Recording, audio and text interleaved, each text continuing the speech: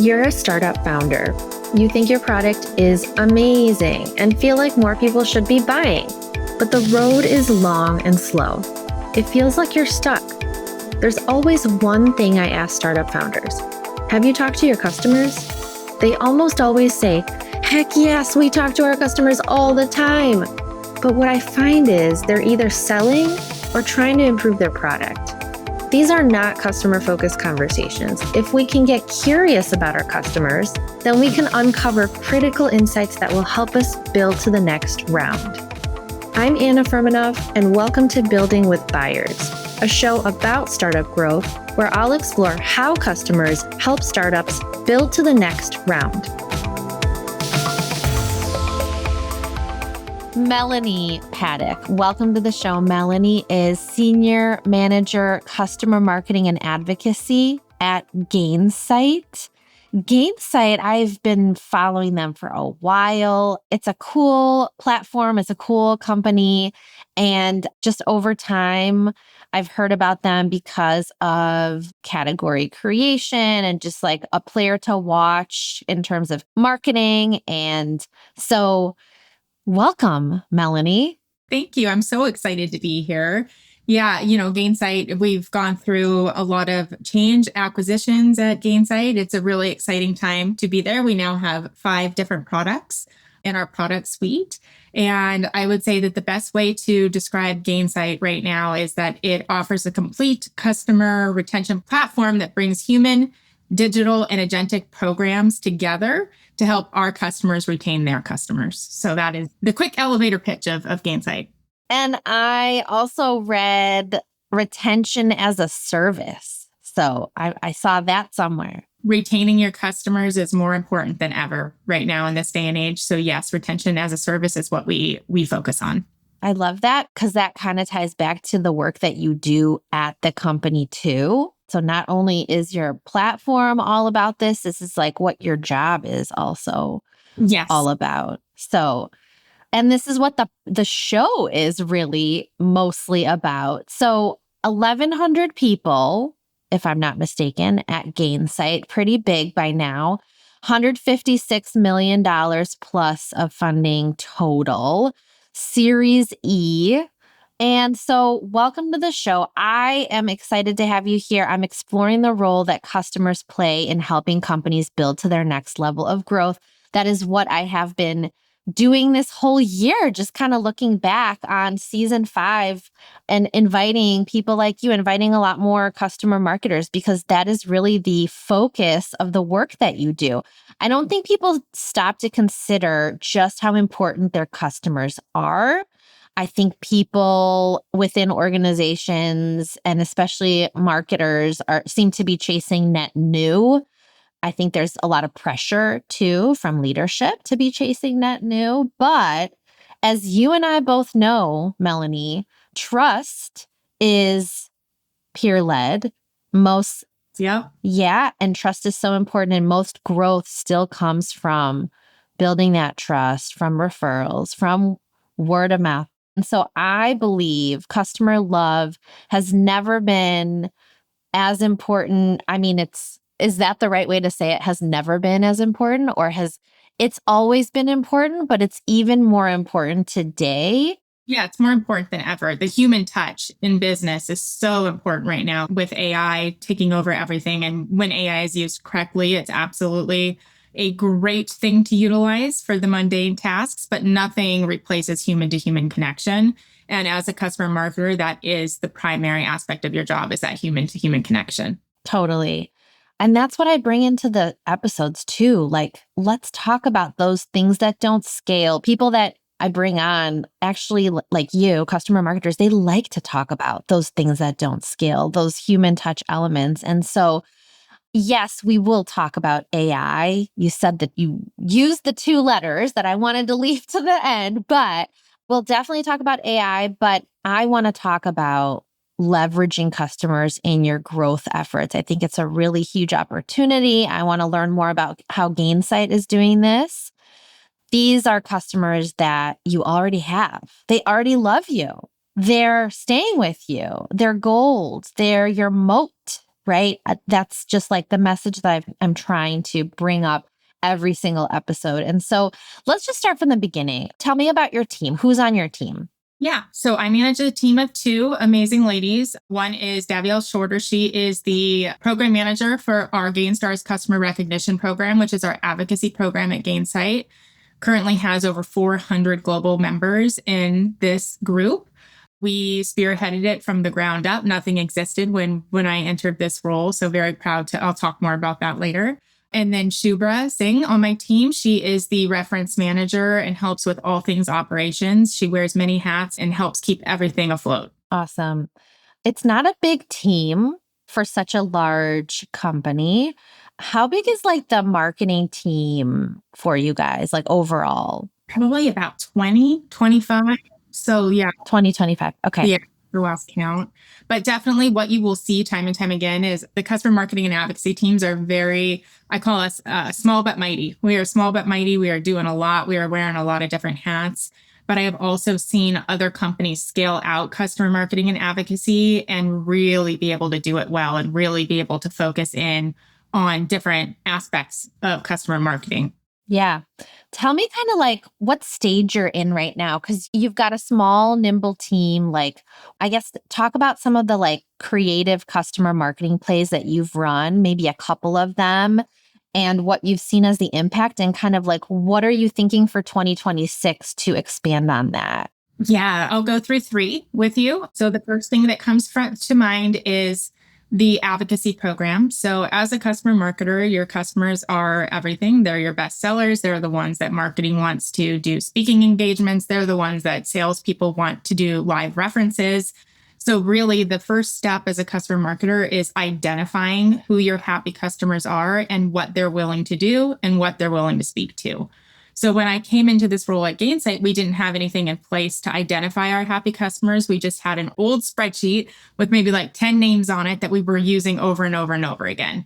So my team member Davielle and I sat down and we went through what we wanted to build and how we wanted to utilize Gainsight to build it. So it did take over 2 years. So when I talk through this, I do like to set the expectation for other marketers listening. This is not a fast process. It's not. But you have to start somewhere. And what we did was we spun up a sign-up sheet, just a simple HubSpot sign-up sheet on our webpage. And then we did a roadshow all throughout the company saying, we're rolling out this advocacy program. We would love for you to talk to your customers about it in every QBR, every implementation handoff. And then we did a mass email blast out to all of our customers who had high health scores and were in the correct personas that we were wanting into the program. And that's how GainStars was born. So that was how we spearheaded it. That's how we started it. And we've grown it from there into a point-based, tier-based system. So we have silver, gold, platinum, and we've also grown it internationally. So now we have a market in Japan as well as in EMEA. So it has just taken off like rapid fire. We also are doing life cycle marketing for our advocates. We celebrate their birthdays, their anniversaries. We thank yous go out when they do an advocacy activity. And then we've attributed points to all of the advocacy activities they're doing and created a rule within Gainsight. So overnight, it recalculates their point total and what tier they're at. So anybody at Gainsight at any time can log in and see Anna has 500 points and she's silver status. And we can thank them for their advocacy. So we've built this amazing advocacy program from the ground up, utilizing our own tools, so sipping our own champagne, as they say. And it's been just incredible to watch it unfold. Well, that makes sense that you would use the platform for this, right? So part of the platform is the ability to gamify the customer experience, right? And to kind of surprise and delight them with points and prizes. I had someone else on the show talk about the gamification of keeping your customers kind of really strong connection and creating opportunities for them to spread word of mouth and have this customer love. What do you give them if they get points? Because not everybody wants another mug. Not everybody wants another plant. Like, what do they get for those points? So we did a steer co before we kicked this off with our top advocates that were on that original spreadsheet. We got on a phone call and we said, we want to roll out against our customer recognition program. What would motivate you to be active in the program? because I knew it wasn't going to be mugs, shirts, jackets. That's not what they were going to want.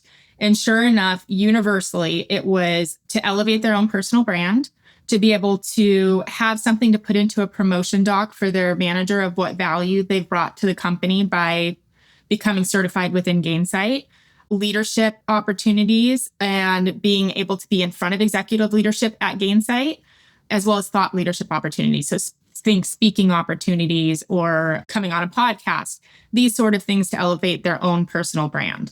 So when we sat down to do the tiers and what the points will get you, from tier to tier, it's more and more opportunities for you to be part of a product council to understand what new products are coming down the pipeline. If you want to be a beta customer for one of those users, you get one of the first opportunities to do that if you're a silver advocate. Platinum, we roll out the entire VIP carpet for you at our user conference. You get to have VIP seating, VIP dinner, executive meet and greet, and then an onstage presentation of our customized Letterman jacket, which is the one piece of swag I will say has taken off like wildfire. Everybody is. What is this Letterman jacket? It's a customized Letterman jacket, and you get it at platinum status. So if you hit 7,500 points of doing advocacy activities throughout the year, you get to go on the stage during the main stage presentation at our user conference with over thousands of people and get presented with your Gainstar Letterman jacket on stage with executives. So customers have just gone crazy for that because, again, that helps their personal brand too. They're up on stage. Their managers are seeing this happen. It's all because of the activities that they have done to talk about the cool things they're doing with their company with Gainsight. So it's just this whole full circle moment of we're helping you, but you're also helping us. And it doesn't feel transactional. Going back to your question too, I just wanted to make sure to tell you that it's not just advocacy activities that we do with our community. We have a Gainstar community group, also Gainsight community. So we're using that product as well. In that community, it's only myself and my 2 team members and all of our Gainstars. So it's a place for them to share knowledge, to laugh, to talk about work, sometimes not things at work. And then we do quarterly events for our Gainstars with zero expectations in return, but we want it to feel like a community, like a group. And we want them to start knowing each other, knowing us, and doing knowledge shares between each other. I love that. I love that so much. Okay, wait, but the Letterman jacket, can we just go back to that for a second? Is that like David Letterman? Am I thinking about what is Letterman? I'll grab it. Oh, there it is. So you have your name personalized on there. Oh, I love that. You have the year that you became a platinum Gainstar. And so then if you're a repeat platinum, then you get more badges down your own. Oh, wow. And then on the back, it says Gainstars. Yes. It reminds me of like college or like cheerleading or something like that, like sporty kind of jacket. Yes. And full credit, my amazing team member, she said, what about jackets? And after this DearCo, I was thinking, I don't know if people are going to be crazy about jackets. I was wrong. You put these nice jackets like this on stage. Everyone wants one. We got record signups for the Gainstar program. It works. Nice. Yeah. Awesome. All right. Thanks for sharing that with me. Okay. So you mentioned that you had 3 creative customer marketing plays. Did you talk about all of them? Because you mentioned the advocacy, you mentioned community. Advocacy feeds, so our Gainstar customer recognition program feeds into everything else that we do at Gainsight. So now by understanding who my advocates are, we were able to partner with field marketing to understand the locations that they most often do their events. We now have that baked into the form fill for our advocates. When they sign up, they say what city they're closest to. By doing that, I can now pull a report. If field marketing comes to me and says, I'm running an event in Nashville, can you tell me who would be a speaker living close to Nashville? I now have that information at the person level, because as we know, the companies now are not always where the person is that works there. People work remotely. So by having that data, we have been able to fill all of the field marketing events that have needed an advocate to come speak. So that's one example. Another example is reference management. So that was a mess when I started at Gainsight as well. References were taking up to 14 business days to get them filled, which is a long time when you're a salesperson and you're wanting something to close.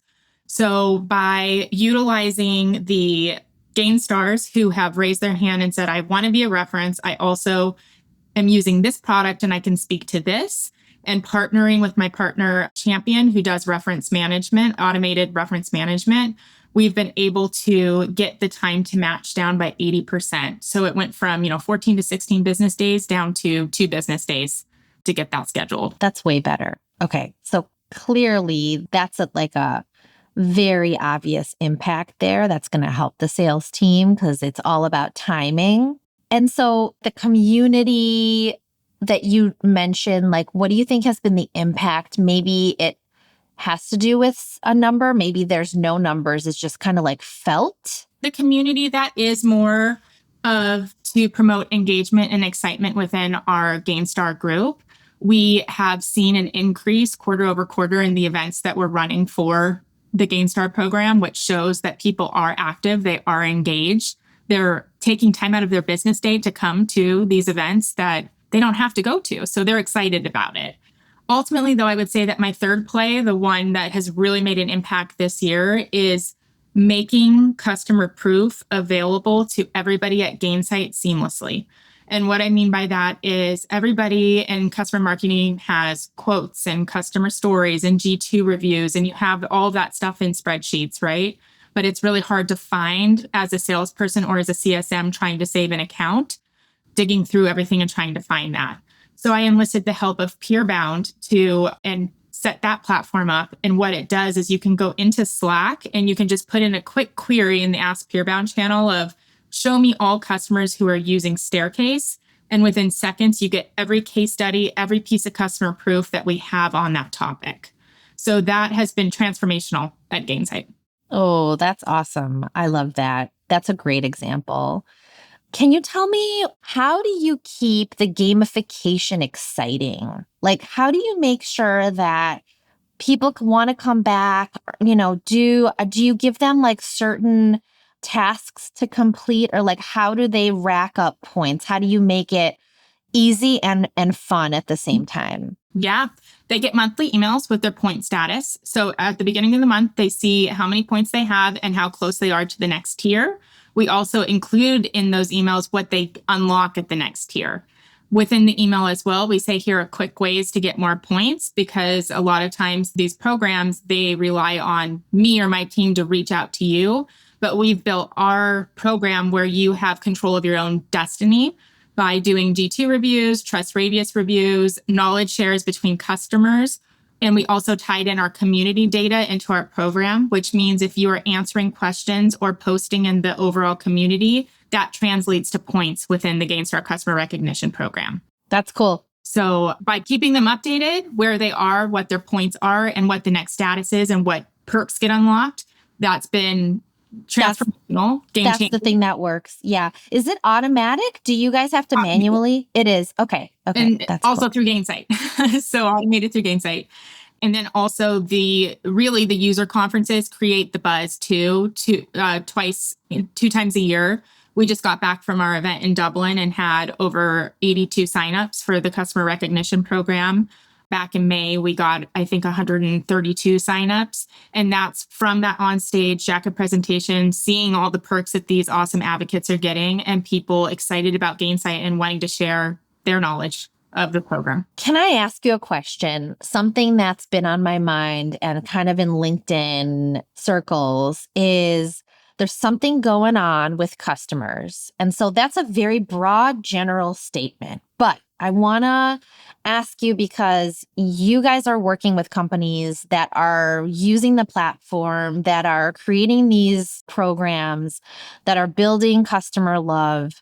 So the idea is that customers are kind of, in some companies, it feels like they're distant. And so it's really hard to, for example, the work that I do is customer research. So I need to talk to somebody in order to learn more about their buyer journey, in order to help companies with some strategic decision making.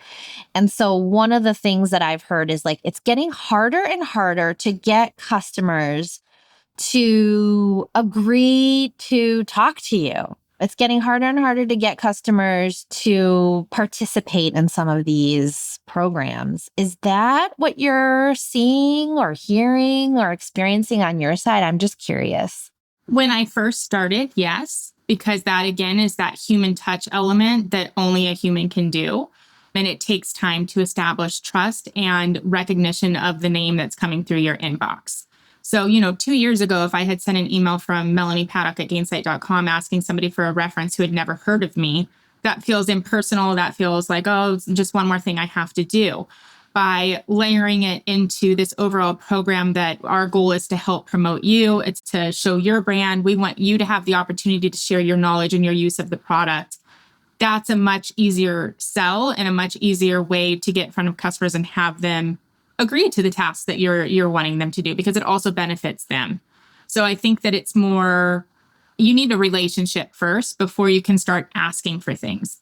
And my recommendation, if you're coming into a company, Anna, and you don't have a relationship with the person that you need to speak to, then you need to go to the person who does have a relationship, meaning the CSM, the manager, whoever it may be, for a warm introduction. And then that's how you can start that relationship. So I think that's really the problem. The problem isn't that customers are becoming less and less interested to connect with you. I think the problem is that you didn't have that connection to begin with. And so then everything else kind of trickles down, and it's harder to get them into customer conversations. It's harder to get them interested in these gamification programs. I think that makes more sense to me because it's company by company. Like if you just never really thought about this whole customer love thing and thought that this was important and you need to create these relationships. And of course, it's kind of a give and take, right? Like, will you do this for me? Will you refer others? Spread word of mouth. If you just come at it from out of nowhere and then expect customers to be like, oh yeah, of course, that's not going to happen. Let me drop everything I'm doing and help with that. Yeah, right? Because you never actually spent the time to nurture that relationship. It's the same thing with friendships. It's the same thing with marriage partners or whatever. So I think that's really the problem. So coming back to my question that I originally asked you, and then we went off on a different tangent. Thanks, by the way, for going on this like winding road with me. What do you think that people get wrong when it comes to customer marketing? Making it transactional. It can't be you do this for me and I'm sending you a mug in the mail. That completely negates what you're trying to do by building the relationship. I operate my team and I, that we like to give at least 2 times prior to an ask. And by doing that, you really do build up respect, a relationship, just the trust with the customer, like getting to know them, invite them to, like just at Pulse, we had a lunch at Pulse. I invited all of our new Gainstars who had registered to come have lunch with us. No ask involved, just come meet us, come meet the community. We're so excited to have you here. That's a give without expecting anything in return. Now, of course, if you're doing it right, people are going to want to naturally say then, oh yeah, Melanie, you were so great at the conference. I'd love to help you with this reference. But going about it that way, instead of just a dry email saying, please do a reference, I'll send you a hat. I think that's what a lot of customer marketers do wrong. Hey, it's Anna, host of Building with Buyers. I started the show because I found that customers play such an important role in business growth, but they're often overlooked. We're so focused on net new. But the thing that makes you unique is not your product. There are so many companies solving the same problem, and they have customers too. The thing that makes you unique is your superfan customers. That's your moat. Most positioning and messaging is guesswork. I'm a customer insights and strategy advisor, and I help my clients by interviewing their customer superfans and translating those insights into clear and compelling positioning and messaging that specific people care about. So you get deeper engagement with customers and prospects, increased inbound to demos, better sales conversations, increased word of mouth, and closed deals. If you're done guessing, stumbling along, and want to be more customer obsessed, reach out. I'd love to help. And now back to the episode. I love that. It's like so to the point. Just fix that. That process does not work. Right. It's kind of like what you see on LinkedIn when people connect with you and then they sell you. The expectation is like, yeah, I'm going to say yes and want to work with you. No, absolutely not. I'm going to not connect with you and block you and whatever that is, right? What's the best way then to turn, because customer marketing It's not a tactic. It's not transactional. You give me the referral and I'll send you a hat, right? I feel like it's really, I don't feel like it. Like I know that it's more strategic. It's strategic for retention efforts for a company, for keeping customers happy, for spreading word of mouth. It kind of like goes across the teams and impact. It impacts the product roadmap too, right? There are so many different ways that you get that advantage from customers. But how do you turn customer marketing into the strategic advantage then? Because you shared about like what many customer marketers get wrong. How do you make it strategic? You have to speak leadership's language, which is all about the numbers. So going into a meeting with leadership and saying, we did a great job. We published 6 case studies this quarter. That's not going to have much of an impact. If you go in with details on, here are the 6 case studies that we published. Here is how many prospects, new visitors we drove to the site who clicked on those case studies. Here are in the next 3 pages they went to after the case studies that ended with X amount of new leads generated. That is how you communicate the value of customer marketing and the work that we're doing. It's not just the case study, it's how it is helping with the entire sales funnel from start to finish and it being accessible for sales to use within the sales funnel. I also always equate it to if you're on Amazon and you're about to make a really large purchase, what's the first thing you do? You look at the reviews underneath the product, right? So that intrinsically says that reviews and what other customers are saying matters to you and your purchasing. So my job is to make sure that the reviews and the proof and the customers are there throughout the buying cycle and throughout the renewal cycle to help these people making decisions make an easier and quicker decision. I look at Amazon reviews for small purchases. I look for reviews for every purchase, every like dollar. I want to make sure that I'm not wasting money, right? And it's so easy, right? Yeah. But it's all about the numbers and telling the story in a way that leadership responds to. For references, because things were taking so long previously, being able to tell them the 80% reduction in time to match. And I'm now able to associate ARR with my advocates as well from the closed reference deals. Those 2 metrics have just been a game changer internally as far as the value of references. Like every sales leader knows that references are valuable because if I told them tomorrow we can't do references, they would faint.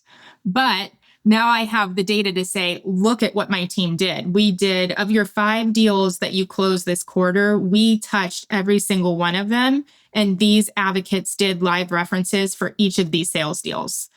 A goal for next year would be to really start measuring the impact of deals that were closed that had a reference versus those that didn't have a reference and what the time to close rate is for each of those. So that's another pretty number that you can present to sales leadership of the impact of advocacy and references. Yeah, I love that. They would faint if you took it away. They would But faint. then But then, in the next breath, sometimes you hear, oh, it's not that valuable. You can't attribute it. And you're like, okay, then I'll just take it away and then watch their their faces. Yeah. Watch them faint. I wanted to ask you about tracking what happens when you create that case study and then it goes into somebody's hands. And then how do you track that content that you created that then helps to convert that customer? Are you using the platform? Like, how do you guys literally just track the fact that you made an impact on that sale? Google Analytics. So the web page analytics of where they go and if they filled out a form. We need to do better next year of actually tying that to open opportunities and what impact it had. But right now I am reporting on time spent on site after they clicked on the case study and if it led to an inquiry for a demo request. Okay, that's easy enough. I love that. Let's kind of switch gears a little bit here and talk a bit about customer research. That's my area of focus. That's the work that I do always kicks off with customer research for my clients. And that helps inform their business strategies like positioning, messaging, go-to-market, all of those things. How do you use customer research at Gainsight? Is that your team? And this is like a separate question, like who does that research? Product marketing managers who I work very closely with, and we do have the concept of campaigns. So I have a seat at that table. So we discuss quarterly what our messaging is for the quarter, what our plays are going to be. And then I layer in advocacy as it applies throughout those plays and throughout the product marketing manager's work. Okay, you just said something interesting because you guys meet every quarter and talk about the messaging and how it's going to change. So I just wanted to call that out because sometimes when companies decide, okay, this is our positioning and messaging, and they kind of set it and forget it. But there's so much that's changing. I have this book on my table, like How AI Changes Your Customers. Yeah. And so literally there's so much going on. There's so much changing quarter to quarter that you can't just set it and forget it. You really can't. You're going to be behind. Yeah. And as I've said, Gainsight, we've made a lot of acquisitions. So then that redirects our focus to maybe the new product that we acquired. But meeting quarterly to set the messages is what we've done. And there have been times where some remain the same, like we'll keep it the same for another quarter. But it's just a regular occurrence that we get together to make sure that everything is still relevant, or if we need to add anything else in or swap anything else out. What helps you decide whether you need to change your positioning and messaging? How do you get to that decision?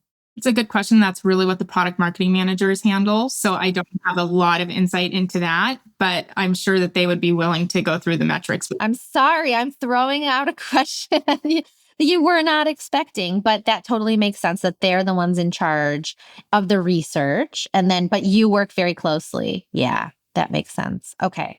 Then I'm not going to ask you the next one because you're not the one that's doing the customer research interviews. No. Although I do like this question, like what's a favorite customer interview question? I do the case study interviews for customers. Oh, You got, yes. okay. So when you do the case studies, like, do you have a favorite question that you like to ask customers? I have a few questions that I really like to hear the answers to. One of which is probably pretty general, but I like to hear what the pain points were prior to looking for a tool to solve for them.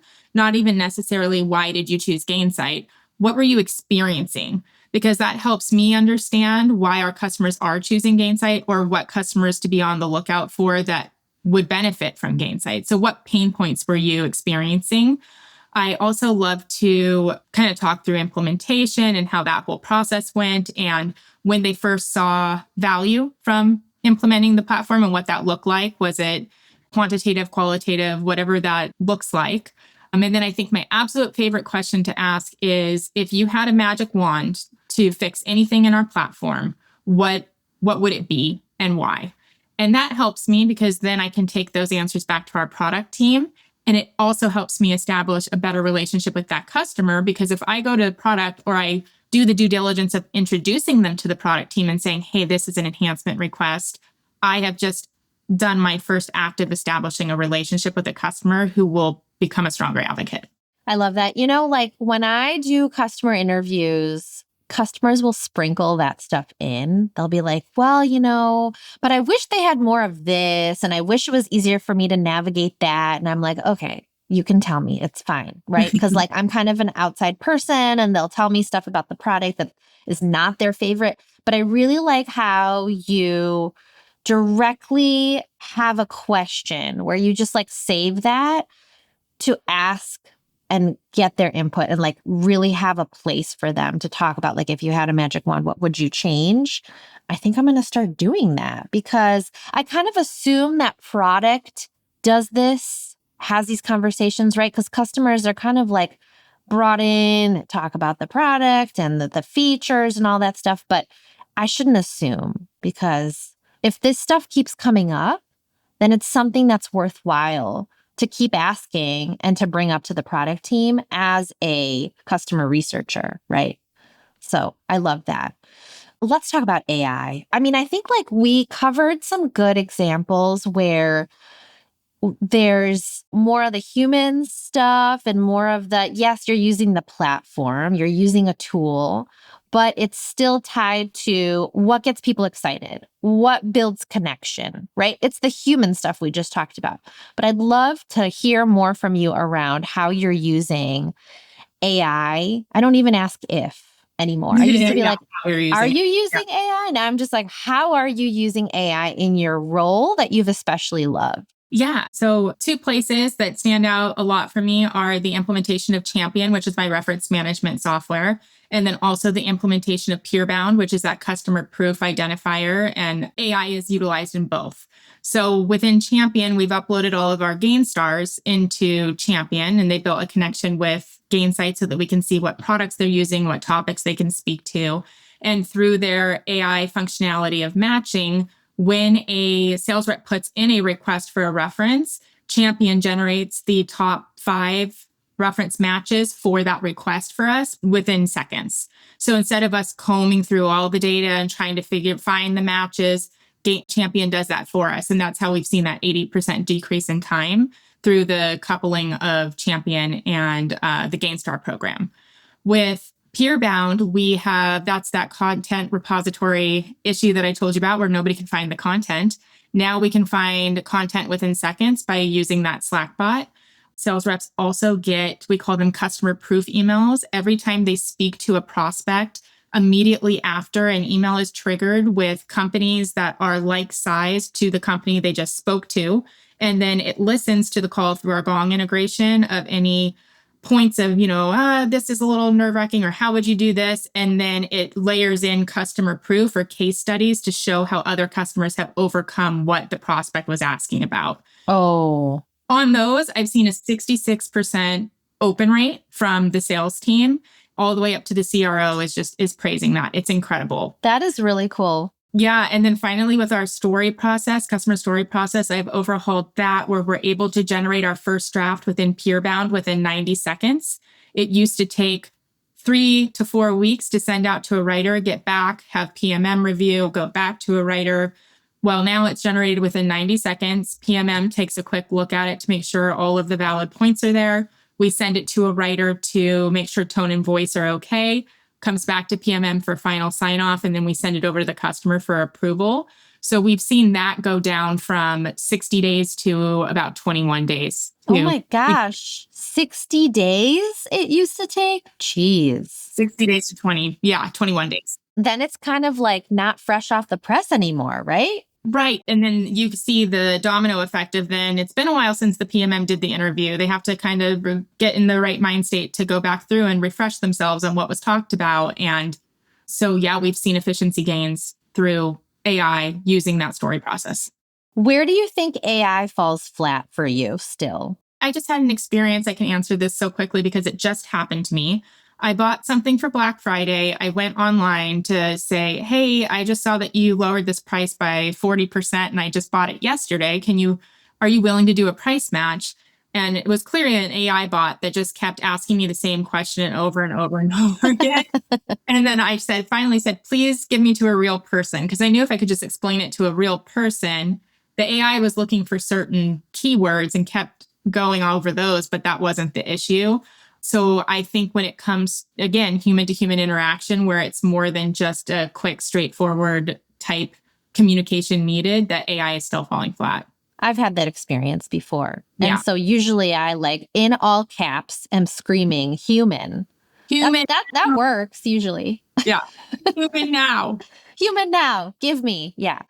Awesome. This has been wonderful. I know that the listener, whether it's a customer marketer or a founder, or there's a lot of different types of people that listen to the show, product marketers too, are going to get a lot of value from our conversation. It's just so interesting to learn more about where you guys are spending the time, what you're thinking about for next year. How do you make customer marketing more strategic, right? All the stuff that we talked about.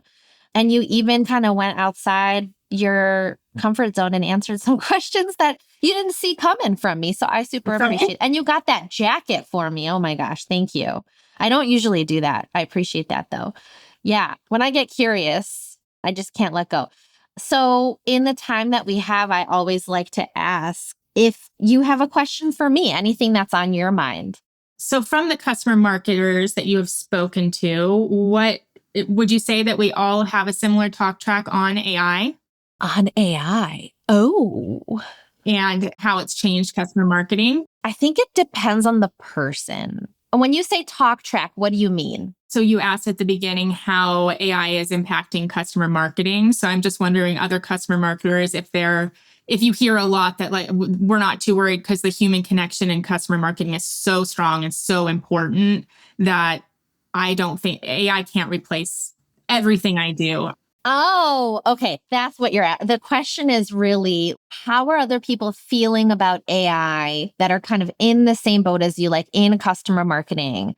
And is it possible? Well, I mean, all marketers are thinking about that, right? Like myself included, and not just customer marketing. But I think that, I mean, I talked to so many people across the year. I'm actually putting together an article that talks about all the different creative customer marketing plays that different folks have come onto the show to talk about, because I think that's what people really want. Like, if you want the TLDR, you want to learn more about the creative customer marketing plays, right?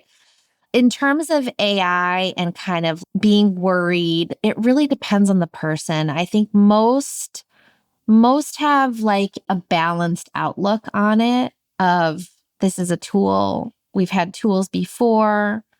The TV came along and there were audiobooks, there are still books, there's streaming music. And what did that change? It's just change, right? Things are going to change. But I think most of the people that have come on the show have a more balanced outlook. I think we don't really know. I think that people want to be like, I just want to know. I just want to know right now, like, what's going to happen in 2026. The unknown is the scary part, I think, for a lot of people, but people don't know. And so if somebody comes on the show and says like, I know I'm fine, or if somebody comes on and says, I know I'm screwed, like, people don't know. And we're trying to make the best of what we do know. What we do know is that human to human connections still matter.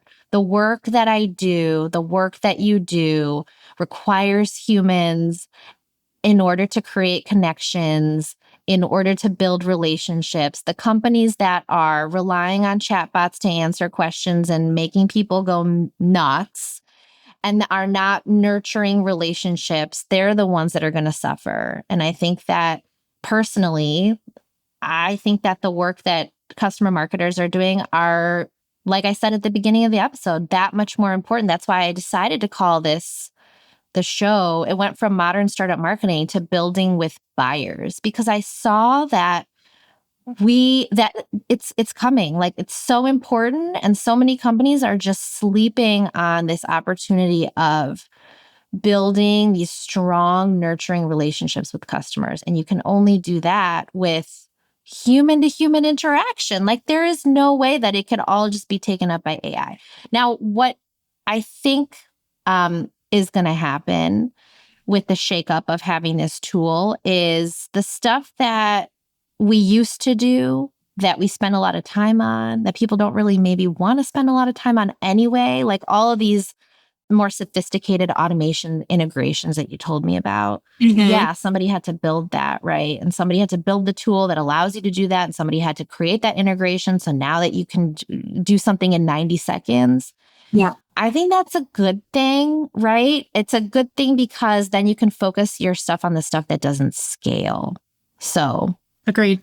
That's my thinking on it. Okay, I'm happy that you asked that question. I think it's a really important one. And I also think that we just don't know. We just don't know. So listen to all the LinkedIn gurus out there that are telling us like what's coming, what's happening, but we just don't know. So anyways, thank you so much, Melanie. This has been... Yes, thank you for having me. This has been great. We'll do a part two next year with... I would love to. I'd love to hear more about how you're expanding on the efforts you're already doing. Melanie, thank you so much. If anybody wants to connect with Melanie, she is on LinkedIn, Melanie Paddock. And if you want to learn more about Gainsight, Gainsight.com is where you should go. And lovely to have you on the show, Melanie. Thank you so much. Thank you so much. Have a great day. Thanks for listening to this episode of Building with Buyers. New episodes drop weekly, so make sure you're following wherever you get your podcasts. You can find me on LinkedIn, Anna Furmanov, Visit my website to learn more about how to turn customer insights into positioning and messaging your buyers will understand. FirminoffMarketing.com. And don't forget to leave a review if you're loving the show.